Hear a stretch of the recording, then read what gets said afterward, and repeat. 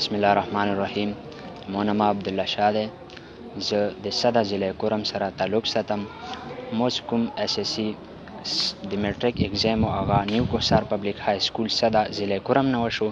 الحمدلله مو په دې اگزام کې 1084 مارکس واخیستل او په دې مارکس په بدولت د مو په ټول کرمه کې فرست پوزیشن واخیستو او ورسره سره بورډ اف انټرمیډیټ کوم کوهارډ بورډ دی د هغه کې مو 6 پوزیشن راغلو. الحمدلله دا د مو د پیرنټس د دواګانو سیلا او ورسره سره د کوم نیو کوهسار پبلیک های سکول صده ضلع کرم ټیچینګ سټاف دی دا د هغوی د محنت سیلا ده چې د هغه په واجه مو ته کرمې کې فرست پوزیشن او کوهارډ بورډ کې 6 پوزیشن میلاو شو.